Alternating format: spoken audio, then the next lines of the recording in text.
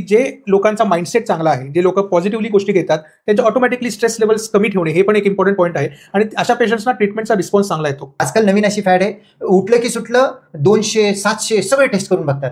असं काय आहे का कॅन्सर टेस्ट करून आपल्याला अर्ली स्टेजमध्ये पकडता येतो किंवा वारंवार टेस्ट केल्याने कॅन्सर होत नाही, असं काय आहे का?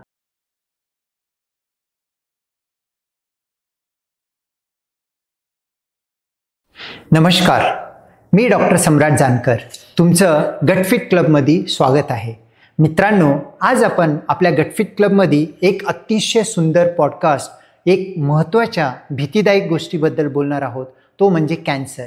कॅन्सर म्हटलं की आपल्याला खूप भीती वाटतं आणि आयुष्य संपलं हाच एक कल्पना डोक्यात येते आणि काहीही झालं तरी मला कॅन्सर आहे का हे प्रत्येकाचा विचार नसतो. म्हणूनच आज आपल्या ह्या चॅनलवरती एक कॅन्सर तज्ज्ञ डॉक्टर राहुल कुलकर्णी सरांसोबत आपण खूप सारे गप्पा मारलेले आहेत. कॅन्सर कधी घाबरायचं आणि मला कॅन्सर होऊ शकतं का आणि कॅन्सर कशामुळे होऊ शकतं आणि त्याची ट्रीटमेंट मोडॅलिटी काय, हे सर्वांना छोट्यातल्या छोट्यापासून तर वयोवृद्धापर्यंत सगळ्यांना मदतगार होण्यासारखा हा व्हिडिओ आहे. तरी हा व्हिडिओ पूर्ण बघा आणि ह्या एक भीतीदायक असलेल्या कॅन्सरबद्दल अवेअरनेस करून घ्या आणि जेणेकरून तुम्हाला पण कळेल आणि तुमच्या जवळपासच्या नातलगांना संबंधितांना ती व्हिडिओ शेअर करा, जेणेकरून त्यांना सुद्धा ही माहिती कळेल. आणि मित्रांनो, व्हिडिओ चालू करण्याच्या अगोदर एक रिक्वेस्ट करतो की आमच्या गटफिट क्लबवरती बरेच लोक व्हिडिओ बघतायत, आणखीन सबस्क्राईब नाही आहे, तरी पुढचे येणारे व्हिडिओ अबाधितपणे बघण्यासाठी आमचा चॅनल सबस्क्राईब करा, हा व्हिडिओ लाईक आणि शेअर करा. आणि तुम्हाला जर का हा खूप मोठा व्हिडिओ वाटत असेल तर छोटे छोटे क्लिप पुढच्या आठवड्याभरमध्ये गटफिट क्लबवरती येतात, ते सुद्धा बघू शकता. आणि हाच व्हिडिओ ऑडिओ प्लॅटफॉर्मवरती ऐकण्यासाठी स्पॉटिफायवरती बघू शकता. तरी मित्रांनो, व्हिडिओ चालू करण्याअगोदर आमचा चॅनल सबस्क्राईब करा आणि हा व्हिडिओ तुम्हाला आवडला असेल तर पूर्ण बघा आणि तुमच्या जवळच्यांना हा व्हिडिओ शेअर करा. नमस्कार, आज आपण आपल्या ह्या गटफिट क्लबमध्ये डॉक्टर राहुल कुलकर्णी सरांना बोलवलेलं आहे. डॉक्टर राहुल कुलकर्णी सर हे मेडिकल ऑन्कॉलॉजिस्ट आहेत, कॅन्सर तज्ज्ञ आहेत. तर मित्रांनो, आज कॅन्सर हा खूप कॉमनली आपण आजकालच्या रुटीनमध्ये ऐकतो आणि भरपूर भीतीदायक आहे, पण त्याच्याबद्दल भरपूर गैरसमज आहेत आणि भरपूर गोष्टी आपल्याला समजण्याची गरज आहे. तरी राहुल सरांच्या एक्सपर्टी मार्फत आपण कॅन्सरबद्दल समजून घेण्याचा प्रयत्न करूया. सर, तुमचं गटफिट क्लबमध्ये स्वागत आहे आणि तुम्ही वेळ काढून बोलण्यासाठी आलात, त्याबद्दल आम्ही आभारी आहोत. तर बेसिक कॅन्सर ज्या वेळेला म्हणतोय तर नेमकं कॅन्सर काय असते ह्याच्याबद्दल सांगू शकाल का? ओके, तर एकदम बेसिक क्वेश्चन आहे. कॅन्सर म्हणजे काय हेच बऱ्याच लोकांना माहीत नसतं. तर एकदम सोप्या लँग्वेजमध्ये जर सांगायचं झालं, ले पर्सन लँग्वेजमध्ये, तर कुठल्याही पेशीचा म्हणजे सेलचा अनकंट्रोल्ड ग्रोथ जर झाली, म्हणजे अनियंत्रितपणे जर वाढ झाली, तर त्याच्यापासून जी काही गाठ तयार होते त्याला आपण कॅन्सर म्हणतो. सो नॉर्मल ह्युमन बॉडीमध्ये एक होमिओस्टॅसिस असतं, म्हणजे एका कंट्रोल्ड फॅशनमध्ये सगळ्या गोष्टी होत असतात. काही पेशी वाढतात, त्यांची एक नियंत्रित पद्धतीने वाढ होते आणि मग नंतर त्यांच्या परत नष्ट केल्या जातात शरीरामध्ये. जर कुठेही या मेकॅनिझममध्ये बिघाड घडला आणि जर ती पेशी अनियंत्रितपणे वाढ व्हायला लागली तर त्याचं एका गाठीमध्ये रूपांतर होतं की ज्या गाठीला आपण एक कॉमन लँग्वेजमध्ये ट्यूमर म्हणतो. ओके. आणि यालाच आपण पुढे मग जाऊन त्याच्या विविध प्रकारांनुसार मग कॅन्सरचं रूपांतर होऊ शकतं. ओके, म्हणजे एखादी सेल आहे त्याला कंट्रोल नाही, अनकंट्रोल्ड ॲबनॉर्मल वाकडं तिकडं कसंही वाढ होत असेल तर ते वाढ होऊन पुढे जाऊन गाठ बनणार आहे, त्याला आपण एक कॅन्सर असं म्हणू. म्हणजे कॅन्सर ज्या वेळेला म्हणतो शरीरामध्ये कुठेही होऊ शकतो का कॅन्सर? कुठेही होऊ शकतो. तर आपल्या शरीरात इतके अवयव आहेत, इतके ऑर्गन्स आहेत, प्रत्येक ऑर्गन्समध्ये वेगवेगळ्या सेल्स आहेत. Every organ is made up of cell and any cell can transform into cancer. So त्याच्या प्रत्येक सेलमध्ये ते पोटेन्शियल असतं की त्याच्यामध्ये काही जर बिघाड झाला आणि त्याला कंट्रोल नाही ठेवला गेला, काही चेक पॉईंट्सनुसार तो एलिमिनेट नाही झाला असेल आणि त्याचीच जर ग्रोथ होत राहिली तर त्याचं कॅन्सरमध्ये रूपांतर होऊ शकतो. म्हणजे बॉडीमध्ये सगळीकडे सेल आहेत, जिथं सेल आहेत तिथं ॲबनॉर्मॅलिटी होऊन कॅन्सर होऊ शकतो असं म्हणता येतं.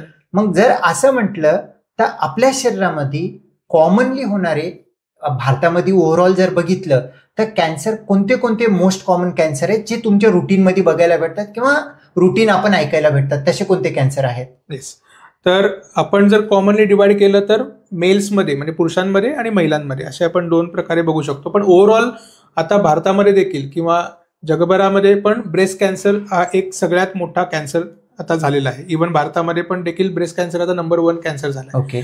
Second in the females we can say that after breast it is cervical cancer, म्हणजे गर्भाशयाच्या मुखाचा कॅन्सर, स्तनाचा कॅन्सर, नंतर गर्भाशयाच्या मुखाचा कॅन्सर. तसंच जर पुरुषांमध्ये म्हटलं तर आजकाल जी काही जीवनशैली आहे किंवा स्मोकिंगचं प्रमाण आहे किंवा तंबाखू सेवनाचं प्रमाण आहे, त्यामुळे तोंडाचा कर्करोग आणि लंग्स म्हणजे फुफ्फुसाचा कर्करोग, त्याच्या खालोखाल पोटाचे कर्करोग, हे सगळ्यात कॉमन आढळणारे आपल्याला कर्करोग आज आम्ही भारतामध्ये बघतो. त्याच्याच बरोबर लिव्हरचा कॅन्सर असेल किंवा पोटातील जे काही अवयव आहेत, अंडाशयाचा कॅन्सर, हे सगळे एक कॉमन कॅन्सर आज आपण भारतामध्ये बघतो. मोस्ट कॉमन जर का म्हटलं तर मेल मध्ये तोंडाचा, फुफ्फुसाचा आणि पोटाचा, फिमेल मध्ये स्तनाचा आणि गर्भाशयाच्या मुखाचा कॅन्सर. जर का इतके आपण कॉमन कॅन्सर जर का म्हटलं तर एक खूप कॉमनली असं बघितलं जाते की कुठेतरी एका शरीरावरती गाठ आली तर गाठ हे मला कॅन्सर आहे म्हणून इव्हन चरबीच्या गाठीला सुद्धा लोक घाबरतात. तर प्रत्येक गाठ कॅन्सर असतो का, ह्याच्याबद्दल तुमचं म्हणणं काय आहे? करेक्ट. तर खूप बऱ्याच वेळेला घाबरून म्हणजे भीतीपोटी पण लोक येतात की कुठलीही गाठ बघितली की त्यांना कॅन्सर वाटतं, तर तसं नसतं. मी पहिल्यांदा सुरुवातीला म्हटल्याप्रमाणे कुठल्याही प्रकारच्या अनियंत्रित जर वाढ झाली पेशीची तर त्याची एका गाठीमध्ये रूपांतर होतं.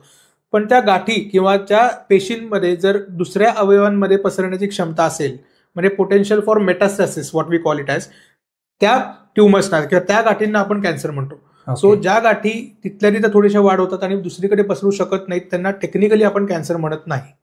सो सगळ्याच गाठी या कॅन्सरच्या असर असं नाही. काही वेळेला चरबीच्या गाठी असतात तर त्यांना प्रत्येक वेळा काढायलाच पाहिजे असं नाही.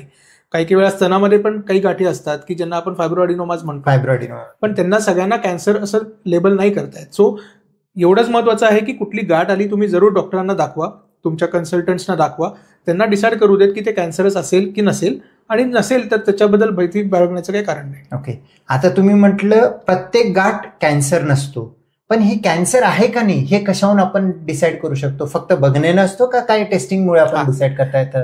तर सगळ्यात पहिलं महत्वाचं असतं क्लिनिकल एक्झामिनेशन. म्हणजे तुमचे डॉक्टर जे असतील ते तुम्हाला क्लिनिकली तपासतील, त्याच्यामध्ये काही विशिष्ट प्रकारच्या स्पेसिफिक कॅरेक्टरिस्टिक्स असतात त्या गाठींमध्ये की जेणेकरून आम्हाला त्याच्याबद्दल जास्त शंका येऊ शकते की हे कॅन्सरचं असू शकतं.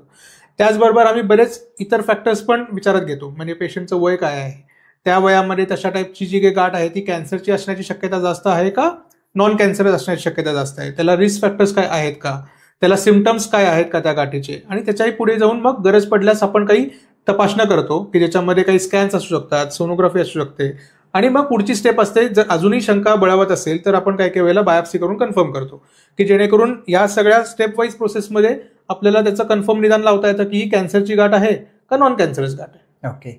म्हणजे बायोप्सी एक सगळ्यात महत्वाची टेस्ट जर म्हणता, पण गरजेची म्हणू शकतो आपण. बायोप्सी बद्दल बरेच गैरसमज असतात की बायोप्सी हे केल्यानं कॅन्सर पसरतो किंवा कॅन्सर दुसरीकडे जातो, अशी एक गैरसमज असते. आणि बायोप्सी म्हणजे कॅन्सरला फोडणं, त्यामुळे पण आणखीन अवघड होऊ शकतो, रक्तस्राव होऊ शकतो असं म्हणतात. नेमकं बायोप्सी म्हणजे काय आणि ह्याचे काही असलेले रिस्क काय असतात ह्याच्याबद्दल सांगू शकाल का? एकदम महत्वाचा प्रश्न आहे. कॅन्सरच्या पेशंट्समध्ये ज्या वेळेला त्यांच्या समोर एखाद वेळेला कॅन्सर आहे अशी शंका उपस्थित होते, ते बऱ्याच प्रमाणात त्याच्यावरती वाचन करायला लागतात, आणि हा सगळ्यात मोठा मिथ म्हणू शकतो आपण की लोकांच्या मनात आजकाल झालाय. पण मला हे सांगायचं आवर्जून असं वाटतं की बायोप्सी ही गरज असताना, म्हणजे गरज ज्या वेळेला असेल त्यावेळेला अत्यंत उपयुक्त ही टेस्ट आहे आणि गरजेची टेस्ट आहे. कारण आजकाल नवीन ज्या काही अत्याधुनिक ट्रीटमेंट्स अवेलेबल आहेत, may be systemic treatments available आहेत, त्याच्यामध्ये बऱ्याच प्रमाणात आपल्याला बायोप्सीचा उपयोग होतो. पहिली गोष्ट म्हणजे बायोप्सी म्हणजे काय, तर बायोप्सी म्हणजे आपल्याला कन्फर्म निदान लावण्यासाठी की काय ज्या कुठे अवयवामध्ये गाठ असेल त्या गाठीचा एक छोटासा तुकडा नमुना म्हणून तपासणीसाठी काढणे आणि त्याचं मायक्रोस्कोपच्या खाली तपासणी करून कन्फर्मेशन करणे, गरज पडल्यास ॲडिशनल टेस्ट करून कुठल्या अवयवातून आलाय ह्याचं निदान पक्क करण्यासाठी केलेली टेस्ट म्हणजे बायोप्सी. आता बायोप्सी म्हणजे कायम चिरफाड करून त्याचा तुकडा काढणे हेच गरजेचं आहे का, तर नाही. आजकाल आपल्याकडे बऱ्याच इंटरव्हेन्शनल रेडिओलॉजी टेक्निक्स आहेत की ज्याच्यामध्ये आपण सिटी स्कॅनमध्ये बघून, सोनोग्राफीमध्ये बघून, फक्त सुईद्वारे बिना टाक्याचे देखील बायोप्सी करू शकतो, सेफली करू शकतो. आणि अशा प्रकारे बायोप्सी करताना कुठलाही धोका नसतो, किंवा जो काही धोका असेल तो व्यवस्थितपणे हँडल केला तर त्याचं आपण योग्य प्रकारे निदान लावू शकतो. आणि जी काही शंका लोकांच्या मनात आहे की बायोप्सी केल्यामुळे ट्यूमर पसरण्याची रिस्क आहे, तर ती मिथ आहे. म्हणजे त्याच्यामध्ये अजिबात तथ्य नाही. कारण जोपर्यंत आपण बायोप्सी करून कन्फर्मेशन करत नाही तोपर्यंत पुढच्या कॅन्सरच्या ट्रीटमेंट करण्यामध्ये काही तथ्य नाही. ओके. सो त्याच्याबद्दल कुठली भीती बाळगण्याचं कारण नाही. बायोप्सी म्हणजे आपण असं सांगू शकतो का, एखादं मोठी टोकरी आहे त्याच्यामध्ये खूप सारे टमाटर आहेत, हे आता चांगले का सडलेले समजण्यासाठी एक सॅम्पल उचलून बघतात, तसं आपण त्या गाठीमधले एक सॅम्पल उचलून बघतो आणि त्याच्यावरून आपण ठरवतो असं म्हणतात? बरोबर आहे. जे काही मोठी गाठ आहे त्याच्यातला काही छोटा नमुना आपण तपासण्यासाठी घेतो की जेणेकरून त्या तपासणीमध्ये कॅन्सरचे सेल्स आहेत का हे आपल्याला बघून त्याच्याप्रमाणे ती गाठ कशाची असेल कळू शकतं. आता असं पण आपण म्हणू शकत नाही की ती बायोप्सी निगेटिव्ह आहे म्हणजे कॅन्सर नाही. म्हणून मी पहिल्यांदा सुरुवातीला म्हटल्याप्रमाणे बरेच फॅक्टर्स विचारात घेतले जातात. जर गाठीचं जे काही आपल्याला शंका आहे ती जर जास्त बळावलेली असेल तर आपल्याला बऱ्याच वेळेला दुसऱ्या ठिकाणावरनं पण बायोप्सी घेऊन डबल कन्फर्मेशन करायला लागू शकतं. पण broadly speaking biopsy is sufficient for diagnosis or confirmation, I can say confirmation of cancer. म्हणजे त्याचा जो काही निदान करण्यासाठी बायोप्सी हा एक गरजेचं आहे. ज्या वेळेला कोणी डॉक्टरनी तुम्हाला करण्यासाठी सांगतात, त्या डिपेंड्स अपॉन कोणती बायोप्सी सांगतात, त्या केलेलं कधीही चांगलं, घाबरून न करणं म्हणजे असलेले आजार वाढवणं असं. नक्कीच सर्वांनाच लागेल असं नाही बायोप्सी, पण ज्या ठिकाणी तुमचे कॅन्सर तज्ज्ञ तुम्हाला सांगतायत की बायोप्सी गरजेची आहे त्याच्याबद्दल भीती बाळगण्याचं कारण नाही, कारण ती टेस्ट केल्यानं तुमची पुढची जी काही दिशा आहे ती नक्कीच योग्य डिरेक्शनला जाणार आहे याच्याबद्दल खात्री बाळगली पाहिजे. ओके. आता कॅन्सर ज्या वेळेला म्हणतो भीती खूप मोठी असते. कॅन्सर इक्वल्स टू डेथ असं समजलं जाते. म्हणजे हे नेमकं करेक्ट आहे का? कॅन्सर म्हटलं तर मृत्यू हा बरोबर आहे का चुकीचं आहे? आणि जर का तसे नसेल तर त्याच्याबद्दल तुमचं मत काय सांगू शकाल का? सर, प्रत्येक वेळी कॅन्सर म्हणजे मृत्यू हे चुकीचं आहे. म्हणजे लोकांच्या मनात धारणा आहे, ही गोष्ट बरेच वर्षापासून चालू आली आहे म्हणून लोकांच्या मनात ती धारणा आहे, पण ती आजकालच्या जमान्यामध्ये नवीन ट्रीटमेंट्सनुसार सर्वांच्या बाबतीत खरी ठरेल असं नाही.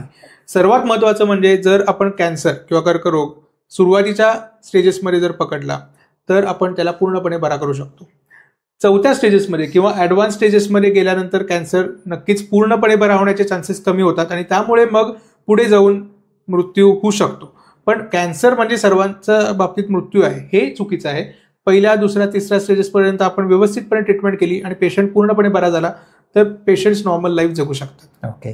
आता तुम्ही स्टेजेस सांगितले, कॅन्सरमध्ये नेमकं स्टेजेस कोणते असतात आणि हे स्टेजेस करण्याची गरज काय आणि करतात कसं याच्याबद्दल थोडंफार सांगू शकाल का? तर स्टेज म्हणजे तो जो कॅन्सर आहे, कुठल्या अवयवातला जर कॅन्सर असेल तर तो कुठपर्यंत पसरलाय, तो त्या अवयवाशीच निगडीत आहे का त्याच्या आजूबाजूला गेलेला आहे का तो आपला अवयव सोडून दुसरीकडे कुठं पसरलाय, यालाच एक ढोबळमानानं आपण ले पर्सन लँग्वेजमध्ये स्टेजिंग म्हणतो.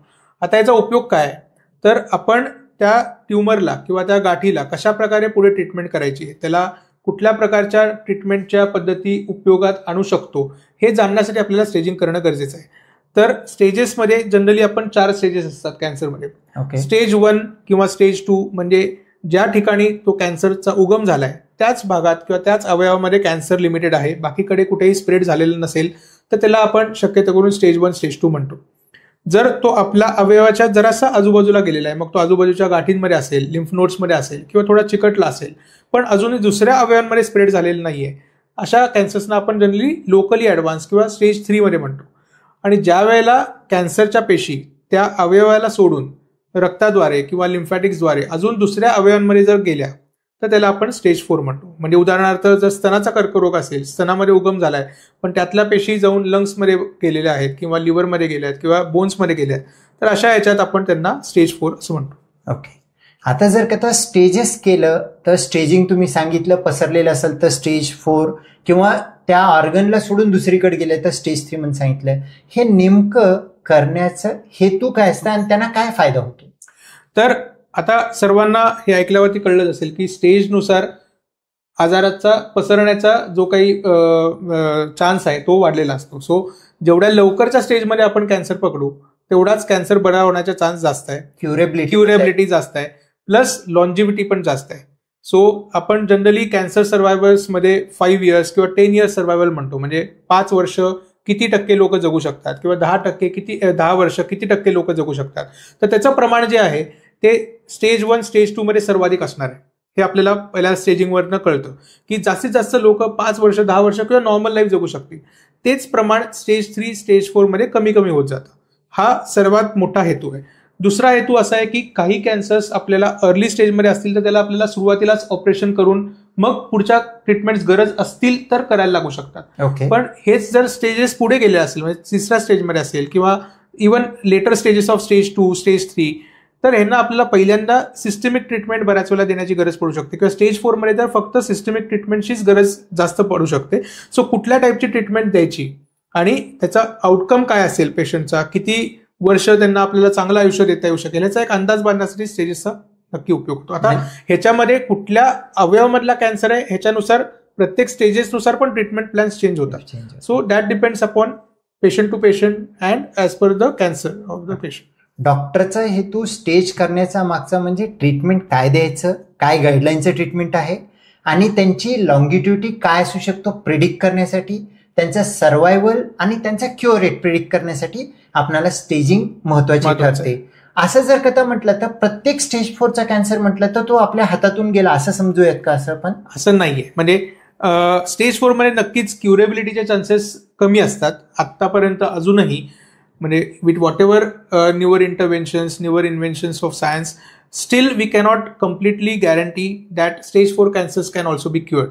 म्हणजे क्युअर होतील अशी गॅरंटी किंवा आपण 100% नाही सांगू शकत, पण डेफिनेटली काही कॅन्सर्स आहेत की ज्यांना आपण 4थ्या स्टेजमध्ये देखील काही प्रमाणात क्युअर करू शकतो. उदाहरणार्थ ब्लड कॅन्सर्स असतात, म्हणजे लिम्फोमाज आहेत की जे जरी 4थ्या स्टेजमध्ये असले तरी आजकाल आपल्याकडे बरेच चांगले प्रकारच्या टार्गेटेड थेरपीज आहेत. किमोथेरपी आणि टार्गेटेड थेरपीच्या कॉम्बिनेशन्सनी 4थ्या स्टेजचे लिम्फोमाज किंवा ब्लड कॅन्सर्स पण क्युअर होऊ शकतात. तसेच काही टेस्टिक्युलर कॅन्सर्स आहेत की जे ॲडव्हान्स स्टेजमध्ये असले तरी सुद्धा आपण क्युअर करू शकतो. पण ऑन अ ब्रॉडर नोट 4थ्या स्टेजच्या कॅन्सर्समध्ये complete cure may be possible होणार नाही. But with the newer advanced treatments of targeted therapies or immunotherapies जे काय आहेत ह्याच्यानुसार खूप लॉंग टर्म कंट्रोल आपल्याला आजकाल अचीव्ह करता येतो.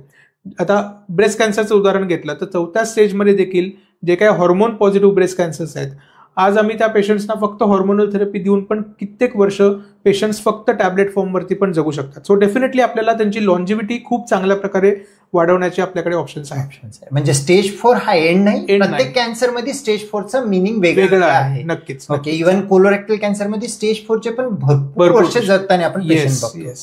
आणखीन एक महत्वाचं आहे, काही वेळा हे माझं परसेप्शन आहे, तुम्ही करेक्ट करा, काही वेळा स्टेज 1चा पेशंट असतो खूप मनाला लावून घेतो की आता कॅन्सर झालं, माझा मृत्यू होणार आहे म्हणण्याचा, आणि काही स्टेज 4चे कॅन्सर असतात ते बिनधास्त असतात, त्यांना कॅन्सरचा काही घेणं देणं नसतो, आपली लाईफ रुटीन ठेवतात, इव्हन काम वगैरे करतात, आणि त्यांच्यामध्ये असं ओव्हरऑल एंड बघितलं जातं की जे आपण पुस्तकात सांगतो स्टेज 4चा खूप कमी लाईफ आहे, तो पेशंट खूप लाईफ चांगला जगतो, आणि जो काही स्टेज 1चा खूप लाईफ आहे असं एक्सपेक्ट करतो, सडनली कळतं की तो पेशंट जगू शकला नाही. ह्याच्यामध्ये मानसिक गोष्ट जो काही मनाला भिडलेला आहे किंवा आपली जो काही सेल्फ मोटिवेशन आहे हा पण एक महत्वाचा फॅक्टर असतो का? खूप महत्वाचा फॅक्टर आहे आणि खूप इम्पॉर्टंट पॉईंट तुम्ही काढलाय.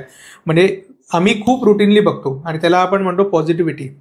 तर ह्याच्यात म्हणजे though it is not scientifically proven but it is a common perception or what we can say clinical experience of doctors also, की जे लोकांचा माइंडसेट चांगला आहे, जे लोक पॉझिटिव्हली गोष्टी घेतात, त्यांचे ऑटोमॅटिकली स्ट्रेस लेवल्स कमी ठेवणे हे पण एक इम्पॉर्टंट पॉईंट आहे, आणि अशा पेशंट्सना ट्रीटमेंटचा रिस्पॉन्स चांगला येतो.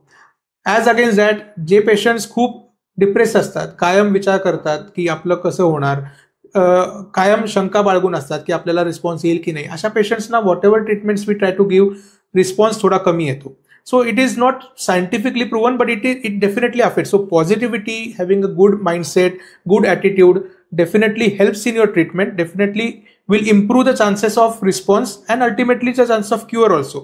So तुम्ही जे म्हटलात की अर्ली स्टेज कॅन्सर्समध्ये पण पेशंट्सना जर कायम भीती बाळगून असतात, कायम डिप्रेस असतात, तर अशा पेशंट्सना कॅन्सर परत येण्याची रिस्क कायम थोडी जास्तच असते.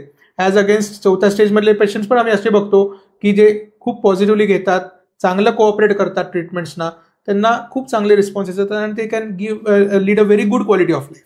ओके, म्हणजे कॅन्सर असेल तर डॉक्टर तुमची ट्रीटमेंट करतील, पण तुम्ही कॅन्सरला घाबरून सगळं सोडून देण्याची गरज नाही. तुम्ही पॉझिटिव्हिटी ठेवलं तर आणखीन त्याच्यामध्ये चांगले होप्स राहू शकतात. सर, आजकाल एक बघितलं जातं की यंग एजमध्ये कॅन्सरचा नंबर वाढत चाललेला आहे, ह्याच्या मागचं रिझन काय आहे, काही तुम्ही सांगू शकाल का? येस, तर 2 फॅक्टर्स आहेत. एक तर म्हणजे आजकाल अवेअरनेस पण वाढलाय, so people are going to the doctors early also, and that's the reason why early diagnosis can also happen and it is possible. So आजकाल आपल्या नवीन टेक्निक्सनुसार लवकर निदान होतंय आणि आपल्याला रेकॉर्डमध्ये येते. So we are getting it on records, and second most important thing is because of the lifestyle. म्हणजे जीवनशैली हा सर्वात महत्त्वाचा फॅक्टर आहे आजकालच्या जनरेशनमध्ये. आणि आपल्याला सगळ्यांनाच माहिती आहे की आजकाल सगळी फास्ट लाईफ झाली आहे. So we are trying to go towards westernisation. So मग त्याच्यामध्ये व्यायामाचा अभाव असेल, वाढता लठ्ठपणा असेल किंवा फास्ट फूडचं कन्झम्पशन असेल. सो या सगळ्याच किंवा increase work stress. So stress also is one of the factor.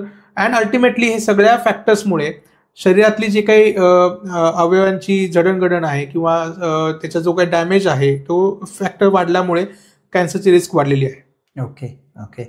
काही लोकांना जन्मतः कॅन्सरचा रिस्क असतो का?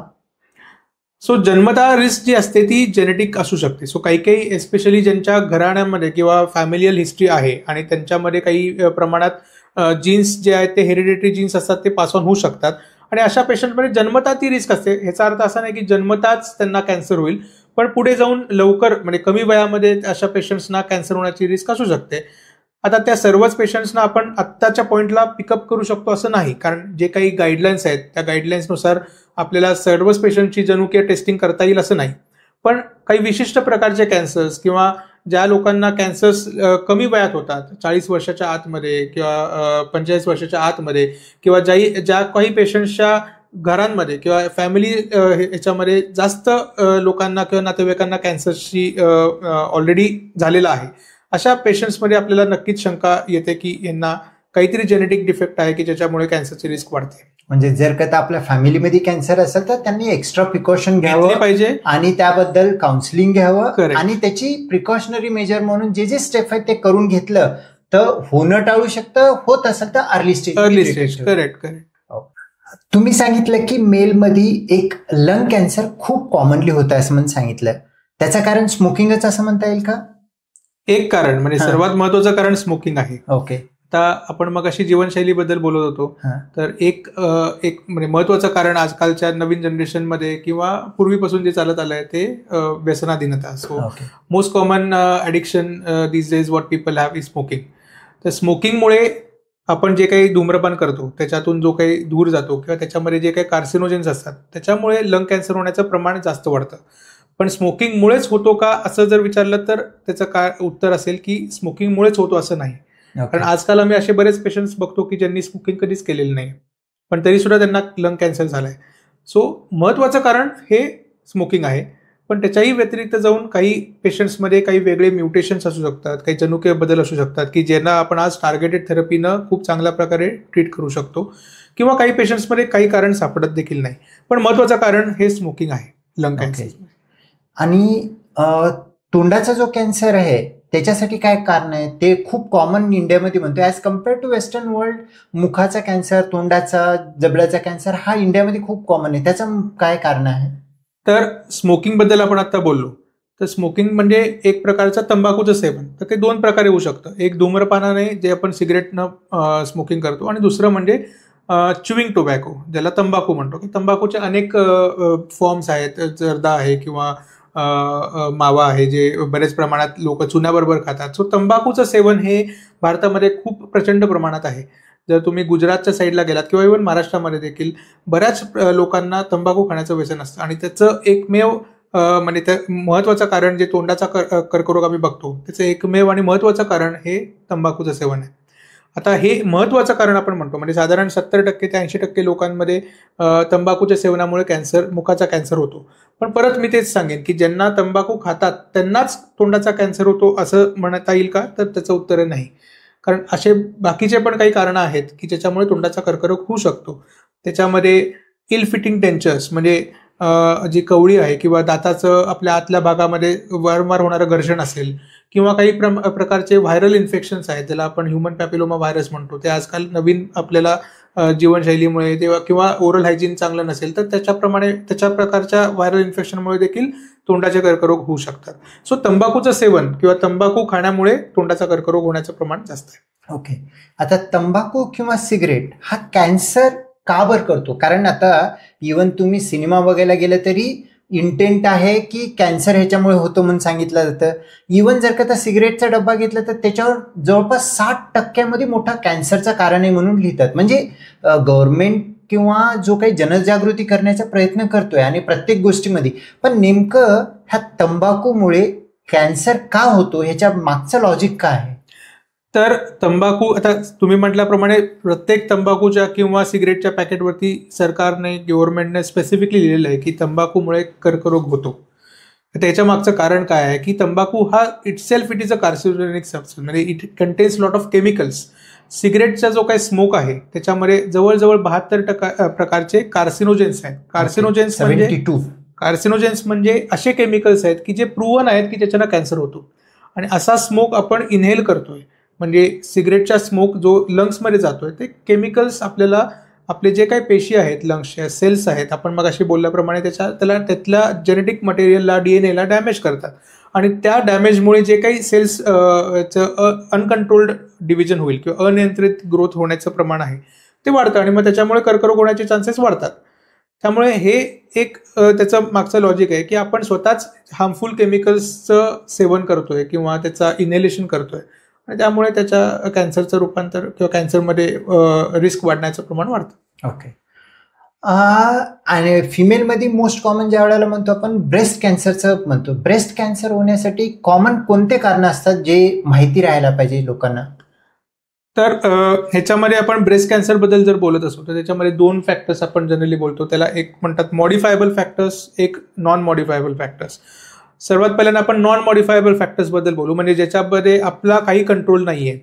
तर ह्याच्यामध्ये फर्स्ट फॅक्टर येतो जेनेटिक, जे आपण मगाशी बोलत होतो थोड्या वेळापूर्वी की काही स्त्रियांमध्ये किंवा काही पेशंट्समध्ये जेनेटिक हिस्ट्री असते किंवा फॅमिलियल हिस्ट्री असते की ज्यांच्या आई किंवा वडिलांच्या साईडला घराण्यांमध्ये विशिष्ट प्रकारचे कॅन्सर्स किंवा स्तनाचे कॅन्सर्स हे कॉमनली झालेले आहेत. आणि मग अशा प्रकारच्या पेशंट्समध्ये काही जेनेटिक डिफेक्ट्स असू शकतात, ज्याला आपण म्हणतो ब्राका किंवा असे काही वेगळ्या जीन्स पण आहेत. आणि ह्या जीन्समुळे त्यांना तशा पेशंट्समध्ये ब्रेस्ट कॅन्सर होण्याची रिस्क वाढते. नॉर्मल लोकांपेक्षा त्यांच्यामध्ये जास्त प्रमाणात रिस्क असते. हे एक फॅक्टर आहे जेनेटिक. दुसरा फॅक्टर आहे एज, म्हणजे जसं वय वाढत जाईल तसं आपली कॅन्सर होण्याची जी काही रिस्क असते ती वाढत जाते. सो ते आपण कंट्रोल करू शकत नाही. तिसरं असतं मेन्स्ट्रुअल हिस्ट्री, म्हणजे आपल्याला मासिक पाळी कधी चालू होते आणि कधी बंद होते त्याचा जो काही काळ आहे, जेवढा काळ जास्त आहे तेवढी ब्रेस्ट कॅन्सर होण्याची रिस्क जास्त आहे. पण हे फॅक्टर्स जे आहेत ते आपल्या हातात नाही आहेत. So those are called as non modifiable risk factors. What we can talk about is modifiable risk factors, म्हणजे काही फॅक्टर्स असे आहेत की जे आपल्या कंट्रोलमध्ये आहेत आणि आपल्याच कारणामुळे ब्रेस्ट कॅन्सरची रिस्क वाढते. त्याच्यामधलं एक फॅक्टर आहे लाईफस्टाईल, म्हणजे जीवनशैली, जी आजकालच्या जमान्यामध्ये किंवा आजकालच्या जनरेशनमध्ये बिघडत चालली आहे. आणि त्याचं कारण आहे की फास्ट फूड, म्हणजे जास्त प्रमाणात तळलेल्या गोष्टी खाणे किंवा फास्ट फूड खाणे. त्याच्यामुळे सेकंड फॅक्टर होतो ओबेसिटी, लॅक ऑफ एक्सरसाइज, व्यायामाचा आहार. आणि या फॅक्टर्समुळे आपल्याला जे काही हॉर्मोनल चेंजेस होत आहेत त्या फॅक्टर्समुळे देखील ब्रेस्ट कॅन्सरची रिस्क वाढते. दुसरं फॅक्टर आहे की जे काही करिअर प्रेशर्स आहेत त्यामुळे बऱ्याच प्रमाणात आजकाल स्त्रियांमध्ये लग्नाचं वय देखील पुढे पुढे ढकललेलं जाण्याचा प्रकार वाढतोय.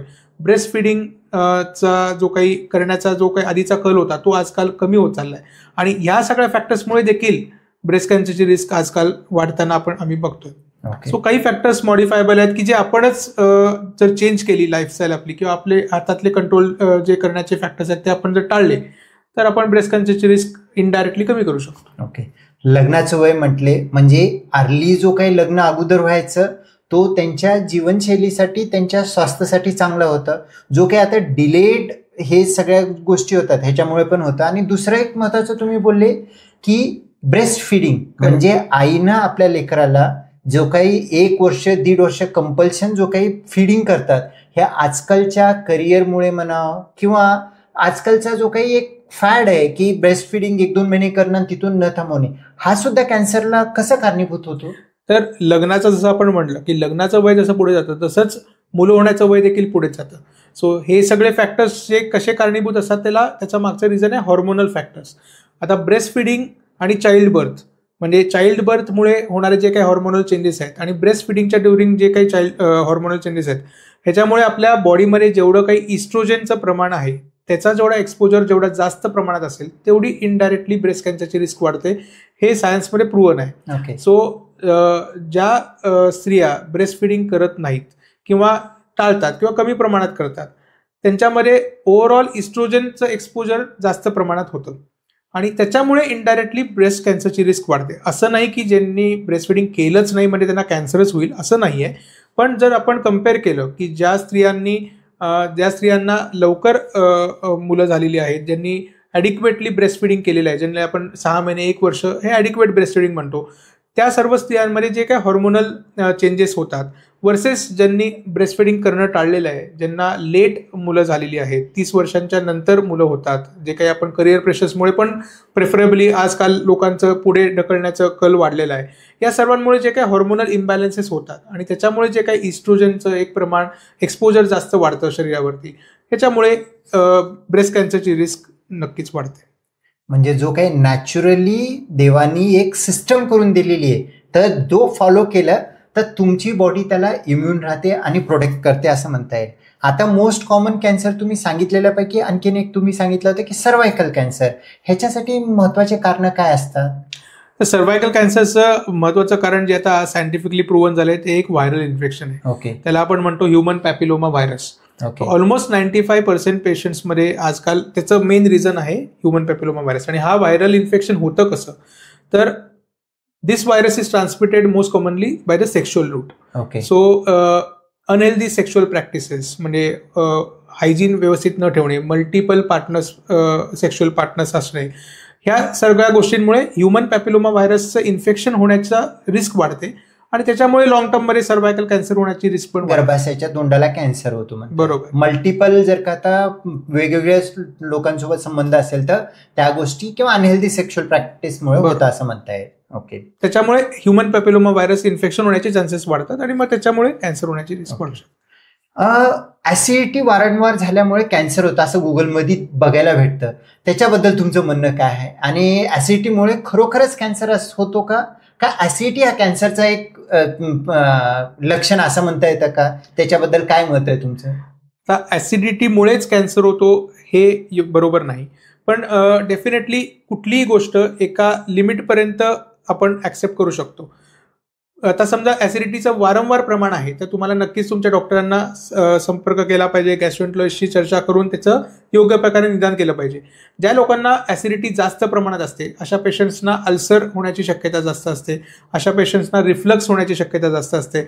आणि आता आपण मगाशी बोलल्याप्रमाणे कुठल्याही भागावरती जर वारंवार इजा होत असेल, कुठेही अल्सर होत असेल की जो हील होत नसेल, तर अशा ठिकाणी त्या पेशींमध्ये काहीतरी बिघाड होऊन त्याच्यामध्ये अनियंत्रित प्रमाणे ग्रोथ होण्याचं प्रमाण कायमच वाढतं.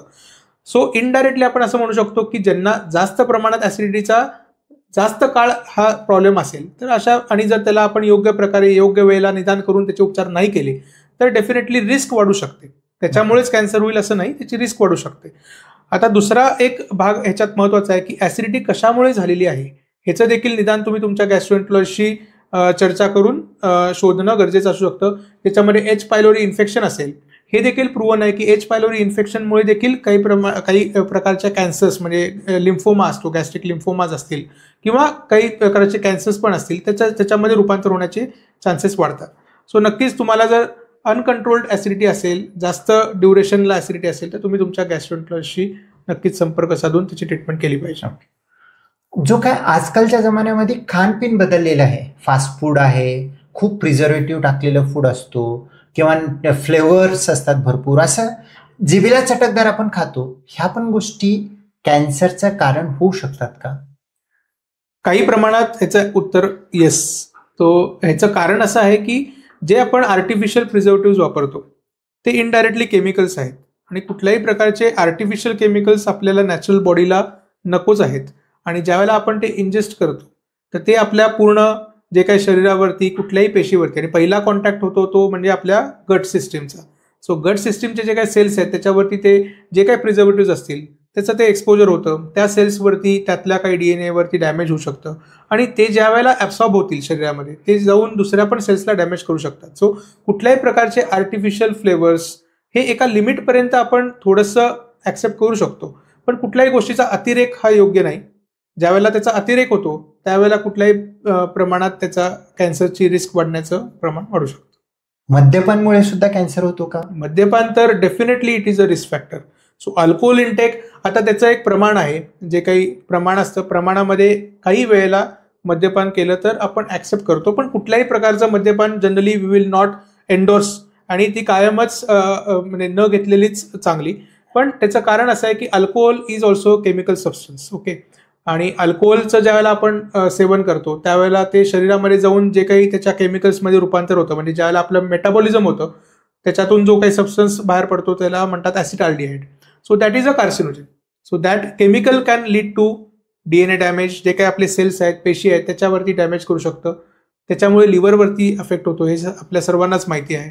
आणि बरेच वर्ष जर काही मद्यपान केलं तर त्याच्यामुळे जो काही लिव्हरचा सिरोसिस होऊ शकतो. आणि एक प्रकारे ज्या वेळेला तुम्ही आपल्या प्रत्येक पेशींना इजा पोचवताय, त्या इजा पोचवल्यावरती शरीर एक लेवलपर्यंत त्याला रिपेअर करण्याचं मेकॅनिझम करत राहतं. पण अशा कुठल्याही पॉईंटमध्ये एखाद्या पेशीचं रिपेअर झालं नाही आणि त्याच्यामध्ये अनकंट्रोल ग्रोथ चालू झाली तर कायमच कॅन्सरची रिस्क वाढणार. So alcohol is one of the most important risk factors after smoking.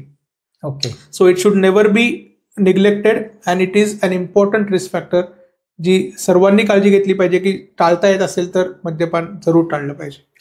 WHO ह्या वर्ल्ड लिव्हर डेला खूप चांगलं सांगितलं, safe limit of alcohol is 0. एक पेग 2 पेग नाही, no alcohol is best and no safe limit for a liver, 0 is the best limit असं म्हणून सांगितलेलं आहे. आता इतकं कॅन्सर ऐकल्यानंतर एखाद्याच्या डोक्यामध्ये येतं की मला कॅन्सर होऊ नये ह्यासाठी मी टेस्ट करतो. आजकाल नवीन अशी फॅड आहे, उठलं की सुटलं 200 700 सगळे टेस्ट करून बघतात. असं काय आहे का कॅन्सर टेस्ट करून आपल्याला अर्ली स्टेजमध्ये पकडता येतो किंवा वारंवार टेस्ट केल्याने कॅन्सर होत नाही, असं काय आहे का? असं नाही आहे, पण डेफिनेटली काही कॅन्सरसाठी स्क्रीनिंग अवेलेबल आहे आपल्याकडे. आणि त्याचं पण काही गाईडलाईन्स आहेत, म्हणजे आपल्याला वाटेल तसं किंवा मनाला आली म्हणून आपण टेस्ट करणं हे रेकमेंडेड नाही आहे. तर तुमच्या कन्सल्टंटशी किंवा कर्करोग तज्ज्ञांशी तुम्ही नक्कीच सल्ला घेऊ शकता. एस्पेशली ब्रेस्ट कॅन्सर असेल, सर्वायकल कॅन्सर आपण आता म्हटलं, गर्भाशयाच्या मुखाचा कॅन्सर आहे, कोलॉन कॅन्सर्स आहेत, काही प्रमाणात प्रोस्टेट कॅन्सर आहे, आणि तोंडाचा कर्करोग असेल, की अशा पेशंट्समध्ये तुम्ही काही विशिष्ट प्रकारच्या टेस्ट काही स्पेसिफिक इंटरव्हलमध्ये जर करत गेलात तर तुम्हाला लवकर निदान करण्याचे चान्सेस वाढतात. फॉर एक्झाम्पल जर ब्रेस्ट कॅन्सर असेल, जर तुम्ही उदाहरण घेतलं तर आम्ही जनरली असं रेकमेंड करतो की 40 वर्षांनंतर सर्व स्त्रियांनी वर्षातून किंवा मॅक्झिमम 2 वर्षातून एकदा मॅमोग्राफी म्हणजे स्तनांचा एक्सरे, सिम्पल टेस्ट आहे की जी वर्षातून एकदा केली पाहिजे. ह्याच्यानं काय होतं की जर कुणाला कॅन्सर होणार असेल तर त्यांना खूप अर्ली स्टेजमध्ये त्याचं निदान होऊ शकतं, आणि जर ते निदान झालं तर त्यांचे पूर्णपणे बरं होण्याचे चान्सेस वाढू शकतात. तसंच कोलॉन कॅन्सरमध्ये एस्पेशली ज्यांना हाय रिस्क आहे असं आपल्याला वाटतं, अनुवंशिकता आहे असं वाटतं, त्यांना आपण 5 वर्ष किंवा 10 वर्षातून एकदा कोलोनोस्कोपी करण्याचा पण ऑप्शन देऊ शकतो. आता तो कुठल्या वयापासून करायचा, कुठल्या फ्रिक्वेन्सीमध्ये करायचा हे तुमचे डॉक्टर तुम्हाला योग्य प्रकारे सांगू शकतात. पण अशी कुठली एक ब्लड टेस्ट नाही आहे आत्ताच्या पॉईंटला की ती केल्यावरती आपल्याला कन्फर्म सांगता येईल की कॅन्सर आहे किंवा नाही. त्यामुळे सर्वात महत्त्वाचं आहे की self awareness and early diagnosis. So early डायग्नोसिससाठी तुम्हाला कुठल्याही प्रकारची शंका आली, कुठले सिम्पटम्स आले तर तुम्हाला तुमच्या कन्सल्टंट्सना किंवा डॉक्टर्सना योग्य वेळेला जाऊन त्यांच्याशी चर्चा करणे, डॉक्टर्सना दाखवणे आणि गरज असेल त्यावेळेला टेस्ट करणे, आणि काही स्क्रीनिंग गाईडलाईन्स जे काही ॲक्सेप्टेड गाईडलाईन्स आहेत त्याला फॉलो करून त्याच्यानुसार आपल्याला जी काही रिस्क रिड्यूस करता येईल त्याप्रमाणे फॉलो करा. स्क्रीनिंग म्हणून भरपूर वेळ तुम्ही बोलले, हे स्क्रीनिंग म्हणजे नेमकं काय असतो? स्क्रीन करतो का आपण स्कॅनमध्ये टाकून? स्क्रीन म्हणजे या शब्दाचा अर्थ असा आहे की ज्या वेळेला आपण डॉक्टरकडे कधी जातो, ज्या वेळेला आपल्याला काही सिम्पटम्स आहेत, आपल्याला बरं वाटत नाहीये त्यावेळेला आपण डॉक्टरकडे जातो. पण स्क्रीनिंग ही अशी पद्धत आहे की ज्यावेळेला आपल्याला काही त्रास नाहीये पण तरी सुद्धा आपण काही तपासण्या करतोय त्याला म्हणतात स्क्रीनिंग. म्हणजे आपल्याला कॅन्सरचं निदान झालेलं नाहीये पण आपल्याला कॅन्सर होऊ शकतो का किंवा त्याची अर्ली स्टेजमध्ये आहे का हे जर आपल्याला बघायचं असेल प्रिकॉशन म्हणून, तर त्याला जी काही टेस्ट म्हणतो त्याला स्क्रीनिंग. ओके. कॅन्सर एखाद्याला डायग्नोज झालं, मगाशी मी जसं म्हटलं की आता लाईफ संपलेली आहे, कॅन्सर म्हटलं तर मृत्यू असं म्हणून समजून घेतात. कॅन्सर पूर्ण बरा होऊ शकतो का? नक्कीच. मी मगाशी सांगितल्याप्रमाणे जर आपण लवकरच्या स्टेजमध्ये म्हणजे सुरुवातीच्या स्टेजमध्ये कॅन्सरचं निदान केलं तर कॅन्सर पूर्णपणे बरा होऊ शकतो. कॅन्सर स्टेज 1, स्टेज 2, स्टेज 3 मध्ये आज आपण सर्व पेशंटना पूर्णपणे बरा करण्यासाठीच प्रयत्न करतो. इनफॅक्ट मी आज पुढे जाऊन सांगू शकतो की काही प्रमाणात काही विशिष्ट चौथ्या स्टेजच्या कॅन्सर्समध्ये देखील आपण क्युरेटिव्ह इंटेंट ठेवू शकतो. डेफिनेटली त्याला मल्टीमॉडॅलिटी ट्रीटमेंट लागते, पण कॅन्सर आपण पूर्णपणे बरा करू शकतो. त्याच्यासाठी सर्वात महत्त्वाचं आहे की त्या पेशंटचं योग्य वेळी आणि सुरुवातीच्या स्टेजमध्ये निदान होणं गरजेचं आहे. ओके, आता तुम्ही मल्टी मोडॅलिटी ऑफ ट्रीटमेंट जेव्हा बोललं तर मोडॅलिटी ऑफ ट्रीटमेंट म्हणजे कॅन्सरमध्ये कोणते कोणते उपचार पद्धती अवेलेबल आहेत ह्याच्याबद्दल सांगू शकाल का? नक्कीच. तर बऱ्याच पेशंट्समध्ये कॅन्सरची ट्रीटमेंट ही कुठल्या कुठल्या प्रकारे केली जाते ह्याच्याबद्दलच माहिती नसते. बऱ्याच लोकांना असं वाटतं की कॅन्सर झालाय म्हणजे पहिल्यांदा तो काढून टाकला पाहिजे, मग ऑपरेशन हेच बऱ्याच लोकांना डोक्यात असतं. तर तसं नाहीये. म्हणजे कॅन्सरची ट्रीटमेंट आज बऱ्याच वेगवेगळ्या पद्धतीनं केली जाते. एक ढोबळमानानं सांगायचं झालं तर 3 पद्धती आहेत. एक म्हणजे सर्जरी म्हणजे शस्त्रक्रिया, सर्वात महत्त्वाचा भाग आहे कॅन्सरच्या उपचारामधला. दुसरा तसाच महत्त्वाचा भाग आहे तो म्हणजे सिस्टमिक ट्रीटमेंट, म्हणजे किमोथेरपी असेल किंवा इतर अनेक सिस्टमिक म्हणजे रक्ताद्वारे दिल्या जाणाऱ्या ट्रीटमेंट असेल.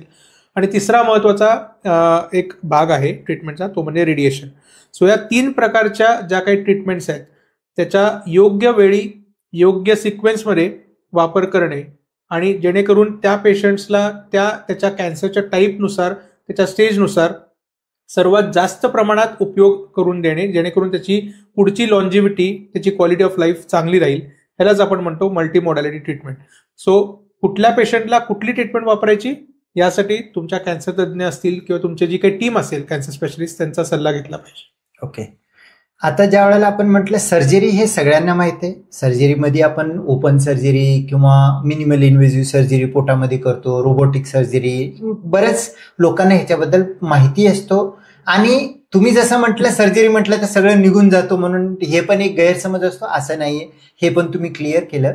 आता ज्या वेळेला मेडिकल ऑन्कॉलॉजिस्ट म्हणून तुम्ही काम करता, किमोथेरपी कॅन्सर बऱ्याच लोकांना भीती असते. कारण किमोथेरपी म्हणजे तो युजली काय असतो, एखादं जंगल आहे आणि बॉर्डरच्या एरियामध्ये टेरिस्ट जर का त्या जंगलामध्ये गेलं तर ते टेरिस्टला ढूंढून न मारता पूर्ण जंगलला आग लावतो, म्हणजे कार्पेट बंबार्डिंग आपण करतो. अशा प्रकारची एक कल्पना असतो कॅन्सरच्या पेशंटमध्ये किमोथेरपीची. तरी कॅन्सरमध्ये किमोथेरपी इतकं महत्वाचं घटक काय आहे आणि कसं तो काम करतं ह्याच्याबद्दल थोडं सांगता का? येस, तर हे समजून घेण्याच्या आधी आपल्याला थोडं बेसिक गरजेचं आहे समजून घेणे की आपण हे बघितलं की कॅन्सर म्हणजे काय, तर अनियंत्रित वाढ, पेशींची वाढ आणि रॅपिड ग्रोथ. आता ज्या पेशी जोरात वाढत आहेत म्हणजे अनियंत्रितपणे वाढत आहेत आणि त्याच्यामुळे ते इतर अवयवांमध्ये स्प्रेड होत आहेत, तर आपल्याला असे ट्रीटमेंट पाहिजे की जी रक्तातून जर काही पेशी फिरत असतील किंवा ज्या स्प्रेड होत असतील तर त्या रक्तातूनच आपण त्यांना औषधे देऊन ज्या ठिकाणी त्या पेशींची अनियंत्रितपणे किंवा जोरात वाढ होत असेल त्या पेशींना मारलं जावं. सो किमोथेरपी ही अशा प्रकारची ट्रीटमेंट आहे की केमिकल ट्रीटमेंट आहे की जे आपण रक्ताद्वारे देतो, काही केसेसमध्ये तोंडावाटे ओरल टॅबलेट्सनुसार देतो, की जिथं कुठे पेशी जोरात वाढत आहेत, अनकंट्रोल्ड रॅपिड डिव्हिजन ज्या सेल्सचं होत आहे त्या सेल्सला ते मारतात.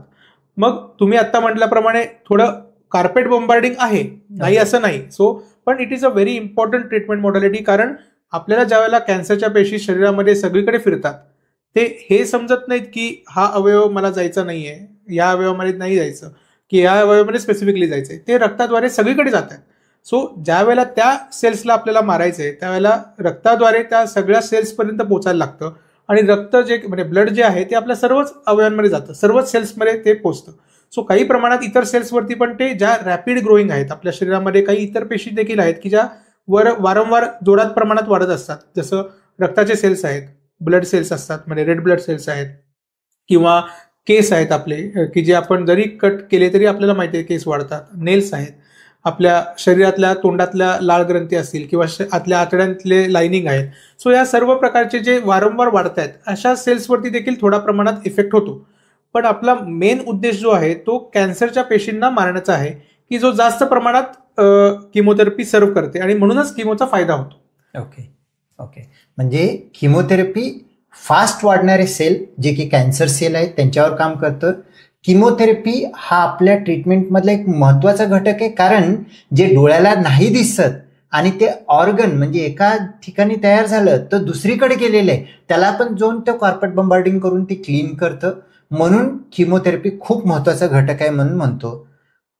पण एक खूप मोठी गैरसमज आहे, किमोथेरपी घेतल्यानंतर केस जातात, वापस येत नाही. ह्याच्याबद्दल तुम्हाला म्हणणं काय आहे?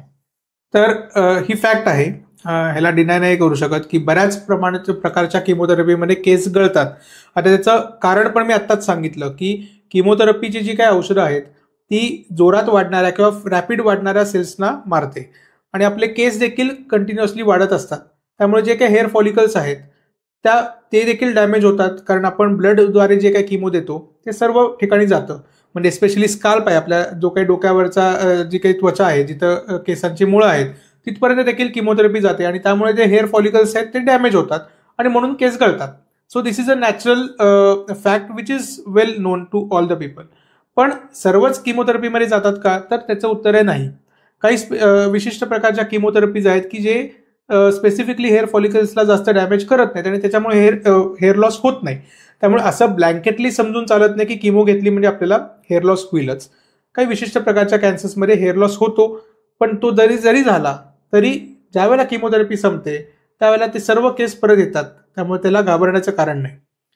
दुसरा पॉइंट, आज आपल्याकडे काही नवीन प्रकारची उपकरणं देखील अवेलेबल आहेत की ज्याला आपण म्हणतो scalp pulling machine. Scalp pulling machine म्हणजे काय की ज्यावेळेला आपण किमोथेरपी देतोय त्यावेळेला आपण आपल्या स्काल्पवरती म्हणजे केसांच्या जी काही आपली त्वचा आहे तर त्याला आपण काही प्रमाणात कव्हर करून कॅप्स लावून तिथलं टेम्परेचर कमी करू शकतो. जेणेकरून ज्यावेळेला आपलं टेम्परेचर इथलं कमी होतं त्यावेळेला रक्ताद्वारे जी काही किमोथेरपी आपल्या स्काल्पपर्यंत पोहोचते त्याचं प्रमाण तिथं आपण कमी करून तिथल्या हेअर फॉलिकल्सला डॅमेज कमी करू शकतो आणि त्याच्यामुळे हेअर फॉल रिड्यूस करू शकतो. So we have the options of preventing or reducing the hair fall. अति सुंदर पद्धतीने किमोथेरपी बद्दल सांगितलं. सर, आणखीन एक आता ऐकतो की रेडिएशन बद्दल ऐकतो आणि इम्युनोथेरपी हा न्यूअर मोडॅलिटी म्हणून ऐकतो. थोडं रेडिएशन बद्दल आणि इम्युनोथेरपी बद्दल ह्याच्याबद्दल थोडंफार सांगू शकाल का? मेनली रेडिएशन सांगा, मग नंतर इम्युनोथेरपी बघूयात आपण. तर रेडिएशन आता आपण बोलल्याप्रमाणे सर्जरी एक पार्ट आहे, किमोथेरपी और सिस्टमिक थेरपी दुसरा पार्ट आहे आणि तेवढाच महत्वाचा पार्ट हा रेडिएशनचा पण आहे. सो रेडिएशन म्हणजे आपण जे काही क्ष किरण असतात, एक्सरेज म्हणतो आपण त्यांना, तो एका विशिष्ट प्रकारे एका विशिष्ट भागावरती हाय फोकस रेडिएशन किंवा हाय फोकस एक्सरेज देऊन त्या भागामधल्या जे काही कॅन्सरचे सेल्स आहेत त्याला आपण डॅमेज करणे, या पद्धतीला आपण रेडिएशन म्हणतो. आता जे पूर्वापारपासून चालत आलेलं रेडिएशन आहे ते बऱ्याच प्रमाणात क्रूड होतं. क्रूड म्हणजे काय, जसं आपण किमोथेरपी म्हटलं ब्लँकेट बॉम्बार्डिंग, तसंच त्या स्पेसिफिक अवयवामधल्या स्पेसिफिक ट्युमर्सच्या पण आजूबाजूला बऱ्याच ठिकाणी रेडिएशनचा मारा व्हायचा. पण आता आजकाल नवीन बरेच अत्याधुनिक रेडिएशन मशीन्स आहेत, खूप चांगले रेडिएशन टेक्निक्स आहेत की ज्याच्यामुळे आपण खूप हाय प्रिसिजननं तिथं रेडिएशन आणि त्याच्यामुळे एकदम हाय प्रिसिजनने त्या ट्युमरचा कंट्रोल करू शकतो. So very important modality and if required it can give wonderful results and we can make use of it very very nicely in many of the cancers. Okay. आजकाल एक नवीन हे ऐकण्यामध्ये येतो की सर्जरी करतो किंवा रेडिएशन देतो किंवा किमो देतो, नाही आता खूप भारीचं ट्रीटमेंट आहे, इम्युनोथेरपी देतो. हा इम्युनोथेरपी ट्रीटमेंट सगळ्याच कॅन्सरसाठी आहे आणि हा इम्युनोथेरपी म्हणजे नेमकं कसं काम करतं आणि काय असतं याच्याबद्दल सांगाल का? तर इम्युनोथेरपीचं सध्या जे काही नवीन ट्रीटमेंट मॉडेलिटी आहे नक्कीच खूपच प्रॉमिसिंग ट्रीटमेंट मॉडेलिटी आहे. गेल्या 5 ते 7 वर्षात इम्युनोथेरपीचा संशोधन खूप जास्त प्रमाणात झाले आणि आता आजकाल इंडियामध्ये देखील इम्युनोथेरपीज खूप चांगल्या प्रकारे अवेलेबल झाल्या. बेसिक जर आपल्याला मेकॅनिझम समजून घ्यायचं असेल इम्युनोथेरपीचं, तर आपल्याला हे समजून घ्यायला लागेल की आपल्या शरीरामध्ये ज्या वेळेला कुठल्याही प्रकारच्या फॉरेन सेल्स, म्हणजे आपण म्हणतो एक प्रकारे व्हायरस असेल किंवा कुठलाही शरीराला अनवॉन्टेड सेल असेल किंवा ऑर्गॅनिझम असेल, त्याला मारून टाकण्याची जी काही क्षमता असते बॉडीमध्ये त्याला म्हणतात टी सेल्स. त्याच्यामधले जे काही सेल्स असतात, पेशी असतात, त्याला म्हणतात टी सेल्स. तर समजा आपल्या शरीरामध्ये काही चोर घुसले तर त्यांना मारून टाकण्यासाठी ज्या काही पोलिसांच्या सारख्या काम करणाऱ्या पेशी आहेत त्याला टी सेल्स म्हणतात. पण कॅन्सरचे ज्या काही पेशी असतात त्या एवढ्या हुशार असतात की त्या पोलिसांपासूनच वाचण्याचं मेकॅनिझम शोधून काढतात आणि त्यामुळे काय होतं की आपल्या टी सेल्स नामक ज्या पेशी आहेत त्या कॅन्सरच्या पेशींना ओळखू शकत नाहीत आणि त्यामुळे त्यांच्यावरती ते मारा करत नाहीत आणि त्यामुळे कॅन्सरच्या पेशी ह्या अनियंत्रितपणे वाढू शकतात. हे मेकॅनिझम ज्यावेळेला सायंटिस्टना, संशोधकांना समजलं त्यावेळेला त्यांनी अशा प्रकारची ट्रीटमेंट डेव्हलप केली की हे जे त्यांचं मेकॅनिझम लॉस होत आहे, म्हणजे ज्या काही पेशी ज्या कॅन्सरच्या पेशींना ओळखू शकत नाहीयेत, त्याचं कारण आहे की त्याच्यावरती काही रिसेप्टर इंटरॅक्शन्स होतात, त्याला म्हणतात PD-L1 और PD-1. या रिसेप्टर्समुळे ते एकमेकांना ओळखू शकत नाहीयेत. तर या रिसेप्टर्सना जर आपण ब्लॉक केलं तर आपल्या शरीरातल्याच नॉर्मल प्रतिकारशक्ती असलेल्या पेशी ज्या आहेत त्या आपल्या कॅन्सरच्या सेल्सनाच ओळखू शकतील की हा फॉरेन सेल्स आहेत आणि त्यांनाच मारून टाकतील, आणि जेणेकरून आपल्या शरीरातल्या प्रतिकारशक्तीचाच वापर करून आपण कॅन्सरचा खात्मा करू शकतो. ह्या मेकॅनिझमला इम्युनोथेरपी आहे, म्हणजे आपल्या इम्युन सिस्टीमला स्टिम्युलेट करून ज्या आपण कॅन्सरची ट्रीटमेंट करू शकत असो तर त्याला म्हणतात इम्युनोथेरपी. आता ही खूपच अजूनही, म्हणजे जरी डेव्हलप्ड ट्रीटमेंट मॉडॅलिटी असेल तरी आपण अजूनही याच्यामध्ये बऱ्याच काही प्रमाणात शिकतो आहोत. सो काही विशिष्ट प्रकारच्या कॅन्सर्समध्येच आज आपल्याला ह्याचा योग्य प्रकारे आणि चांगला वापर करता येतोय. त्याच्यामध्ये लंग कॅन्सर्स आहेत, किडनीचे कॅन्सर्स आहेत किंवा कोलॉन कॅन्सर्स आहेत. या कॅन्सर्समध्ये नक्कीच त्याचा खूप चांगल्या प्रकारे उपयोग आजकाल होताना आपण बघतोय. पण it is not a substitute. मी अजून परत सांगू इच्छितो की it is not a substitute to the standard treatment modalities. म्हणजे ज्या कॅन्सर्सना आपण ऑपरेशन करून पूर्ण बरा करू शकतो किंवा किमोथेरपी, ऑपरेशन, रेडिएशनचा वापर करून पूर्णपणे बरा करू शकतो, ते सोडून आपण इम्युनोथेरपीच घेऊया असा अट्टाहास करणं योग्य नाही. ज्या पॉइंटला, ज्या कॅन्सर्समध्ये योग्य ठिकाणी, योग्य इंडिकेशनमध्ये त्याचा वापर करून कॅन्सरचं पुढे परत येण्याची रिस्क कमी करणे किंवा कॅन्सर मुळापासून घालवण्याचं प्रमाण वाढवणे, ह्याच्यामध्ये जर त्याचा वापर करता येत असेल तर तुमच्या कॅन्सर तज्ज्ञांच्या योग्य सल्ल्याने त्याचा वापर करू शकतो. ओके, खूप सुंदर सांगितलं सर. म्हणजे एखादा शत्रू आहे, तो मास्क घातल्यामुळे ओळखू येत नव्हता, त्याला मारण्याची ह्याच्याजवळ कॅपॅसिटी आहे, पण कोणाला मारायचं हे आपल्या सोल्जरला कळत नव्हतं. तर आपल्या सोल्जरची पॉवर वाढवण्यासाठी ते शत्रूचं मास्क काढणे, त्याला ओळखून देणे, इतकं काम करणं म्हणजे इम्युनोथेरपी म्हणता येईल. खूप चांगलं सांगितलंय सर. मी पण एक GI सर्जन आहे आणि खूप मोठा माझा जो पेन आहे, कदाचित तुम्हाला पण माहिती असेल, एक 5वी पद्धत जी आहे ती अल्टरनेटिव्ह मेडिसिन. कोणी म्हणते की कॅन्सर झालं तर मी राजस्थानला जातो, तिथलं जडीबुटी घेऊन येतो. कोणी सांगते इथं आयुर्वेदिक ट्रीटमेंट आहे, त्यांना बरं होतो. हे सर्रासमध्ये अल्टरनेटिव्ह ट्रीटमेंटमुळे कॅन्सर बरा होऊ शकतो का? किंवा अल्टरनेटिव्ह ट्रीटमेंट एक्झिस्टिंग मॉडॅलिटीमध्ये काही फायदा आहे का? कधी करण्याची गरज पडते का? किंवा तुम्ही तुमच्या प्रॅक्टिसमध्ये वापरता का? ह्याच्याबद्दल काही सांगू शकाल का? खूप कॉमन क्वेश्चन आहे, खूप कॉमन. म्हणजे सर्वच पेशंट पहिल्यांदा आम्हाला आल्यानंतर हाच प्रश्न विचारतात. आणि याचं कारण म्हणजे ज्या वेळेला पेशंट्सना हे कळतं, बऱ्याच प्रमाणात पेशंट्स एकमेकांना विचारतात, लोक त्यांना जी काही माहिती असते ते सांगतात. पण एवढंच आम्ही सांगू शकतो की बऱ्याच पॅथीज आहेत ट्रीटमेंट्सच्या, जी सायंटिफिकली प्रूव्हन कॅन्सरची ट्रीटमेंट मॉडॅलिटी जी आपण बोलतो की आपण आता जे काही चर्चा केली की त्याच्यामध्ये सर्जरी असेल, किमोथेरपी किंवा सिस्टमिक थेरपी असेल, रेडिएशन असेल, इम्युनोथेरपी असेल, या सर्व ज्या काही ट्रीटमेंट मॉडॅलिटीज आहेत त्या सायंटिफिकली प्रूव्हन आहेत. आता ह्याच्याबरोबर दुसऱ्या अल्टरनेटिव्ह ट्रीटमेंट्स करायच्या का किंवा हे सोडून दुसऱ्या अल्टरनेटिव्ह ट्रीटमेंट करायचे का, तर याचं कुठलंही सायंटिफिक उत्तर आपल्याकडे नाही. आणि हे कंबाईन करताना, म्हणजे दोन पॅथीजचं औषधं कंबाईन करताना आपल्या शरीरावरती काय परिणाम होईल ह्याचं कुठल्याही प्रकारचा अभ्यास आपल्याकडे आता झालेला नाहीये. त्यामुळे आम्ही जनरली रेकमेंड नाही करत की तुम्ही एक ट्रीटमेंट चालू असताना दुसऱ्या ट्रीटमेंट कंबाईन करणे. डेफिनेटली ज्या सायंटिफिक ट्रीटमेंट्स आहेत ते झाल्यानंतर जर त्यांना पुढच्या कुठल्या दुसऱ्या ट्रीटमेंटचा अवलंब करायचा असेल किंवा अल्टरनेटिव्ह ट्रीटमेंटचा उपयोग करायचा असेल तर ते जरूर करू शकतात. पण एक ऑन्कोलॉजिस्ट म्हणून जनरली आमचा असा सल्ला असतो की जी सायंटिफिक ट्रीटमेंट आणि प्रोटोकॉल तुमचा चालू आहे तो फॉलो करावा, जेणेकरून अनइंटरप्टेड त्याचा योग्य रिझल्ट और सायंटिफिकली प्रूव्हन रिझल्ट आपल्याला भेटू शकतो. ओके. आणखीन जर का कॅन्सर जर का म्हटलं तर सांगतात की पेट करूया, सगळीकडचं कॅन्सर कळतं. तर पेट CT हा कॅन्सर डिटेक्शनसाठी आहे का लिमिटेड यूजसाठी आहे? हे खूप कॉमनली लोकांमध्ये असतं, त्याच्याबद्दल काही सांगू शकता का? तर पेट CT ही कॅन्सरच्या डायग्नोसिसमधली किंवा ट्रीटमेंटच्या जर्नीमधली एक इम्पॉर्टंट इन्व्हेस्टिगेशन आहे. आजकाल खूप कॉमनली अवेलेबल झालेली आहे. मेट्रो सिटीजमध्ये किंवा टायर 1, टायर 2 सिटीजमध्ये देखील आता आजकाल पेट स्कॅन अवेलेबल झालेत. पेट स्कॅनचा प्रिन्सिपल असं आहे की ज्या पेशी, कॅन्सरच्या पेशी विशिष्ट प्रकारे त्या आपल्याला माहिती आहे की त्यांची जास्त प्रमाणात वाढ होत असते आणि त्यामुळे त्यांना ग्लुकोज जास्त लागतं. सो आपण एक विशिष्ट प्रकारचं केमिकल शरीरामध्ये स्कॅन करताना सोडतो की जे जोरात वाढणाऱ्या पेशींना ग्लुकोज FDG फ्लोरोडिऑक्सी ग्लुकोज हे जे केमिकल आहे दॅट वी इंजेक्ट, आणि ते ज्या ठिकाणी कॅन्सरच्या पेशी जोरात वाढत आहेत तिथं ते जाऊन त्याला ॲब्सॉर्ब करतात आणि त्या पेशी जास्त ठळक उठून दिसतात, आणि त्यामुळे आपल्याला कॅन्सरचं डायग्नोसिस किंवा कॅन्सरचा स्प्रेड कुठपर्यंत झालाय हे कळण्याचं चान्स जास्त वाढतो. पण डेफिनेटली पेट स्कॅन हे एकच मोडॅलिटी कॅन्सरचं डायग्नोसिस करण्याची आहे असं नाही. म्हणजे अशा वेळेला बऱ्याच ठिकाणी आपण बघतो की पेट स्कॅनमध्ये काही विशिष्ट गाठी दिसत आहेत, म्हणजे त्या कॅन्सरच्याच असतील असं नाही.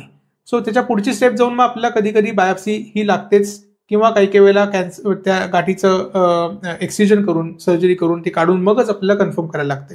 So it is an important modality for diagnosis, assisting the diagnosis and staging and assessing the response. म्हणजे हे पण आहे की आपण ज्याला ट्रीटमेंट करतोय कॅन्सरची ती योग्य प्रकारे चालली आहे की नाही, आपण ट्रीटमेंट केल्यानंतर कॅन्सर कमी होतोय की नाही हे बघण्यासाठी पूर्ण शरीराचं एक पिक्चर किंवा एक फोटोग्राफ आपण जो म्हणतो तो पेट स्कॅनद्वारे कळू शकतो. CT स्कॅन किंवा MRI ह्या एकाच भागाचे असतात, पेट स्कॅन हा पूर्ण शरीराचा असतो. त्यामुळे पूर्ण शरीरामध्ये कुठेही कॅन्सरचा प्रादुर्भाव झालाय का किंवा तो झाला असेल तर तो कमी होतोय की नाही आपल्या ट्रीटमेंटनं हे बघण्याचा एक चांगला मार्ग म्हणजे पेट स्कॅन. अतिशय सुंदर, खूप सुंदर आणि सोप्या भाषेमध्ये कॅन्सरबद्दल एकदम चांगलं, मला असं वाटतं की हा सगळ्यात चांगला तुम्ही समजून सांगितलं. तर सर, जाता जाता आमचे जे काही श्रोते आहेत त्यांच्यासाठी तुम्ही कॉमन मेसेज, एक ऑन्कॉलॉजिस्ट म्हणून कॅन्सरबद्दल कॉमन जर का मेसेज द्यायचा असेल, थोडक्यामध्ये एखादा मेसेज देऊ शकता का? एकदम थोडक्यात सांगायचं झालं तर कॅन्सरला घाबरण्याचं कारण नाही. पहिली गोष्ट, कुणालाही जर तुम्हाला कॅन्सरचं लक्षणं जाणवत असतील तर तुम्ही पहिल्यांदा न घाबरता कॅन्सर तज्ज्ञांचा सल्ला घ्या, योग्य निदान करा. योग्य निदान योग्य वेळेला झाल्यास, त्याची योग्य प्रकारे ट्रीटमेंट केल्यास कॅन्सर नक्कीच पूर्णपणे बरा होऊ शकतो. घाबरून जाण्याचं बिलकुल कारण नाही. ओके. आणि जे पूर्ण व्हिडिओ बघितले त्यांना आम्ही सांगतो की एक शब्द टाईप करा. तर ह्या पॉडकास्टमध्ये कॅन्सर सांगायचं का कोणता शब्द सांगायचं?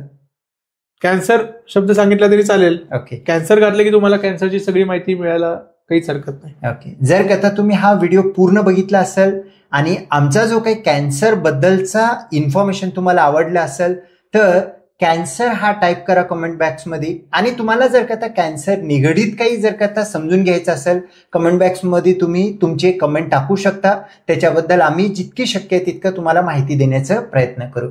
चालेल. धन्यवाद सर. खूप खूप छान व्हिडिओ झाला. थँक्यू.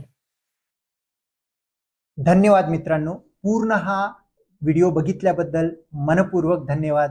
तरी हा व्हिडिओ तुम्हाला आवडला असेल तर लाईक करा, शेअर करा आणि आमचा गटफिट क्लब हा चॅनल सबस्क्राईब करा. आणि हा व्हिडिओ जर का तुम्ही बघितलेला आहे, खूप लेंदी वाटलेला आहे, काही स्पेसिफिक पोर्शन तुम्हाला बघायचं असेल तर गटफिट क्लब क्लिप्स हे छोट्या छोट्या क्लिप्समध्ये भरपूर माहिती असते. तो चॅनल सबस्क्राईब करा, तुम्हाला छोट्या गोष्टीमध्ये माहिती भेटेल. आणि जर फक्त ऑडिओमध्ये ऐकायचं असेल तर स्पॉटिफायवरती गटफिट क्लब चॅनल हा फॉलो करा, तिथं तुम्हाला ऐकायला भेटेल. आणि जाता जाता आणखीन एकदा विनंती करतो की आमचा चॅनल सबस्क्राईब करा. धन्यवाद.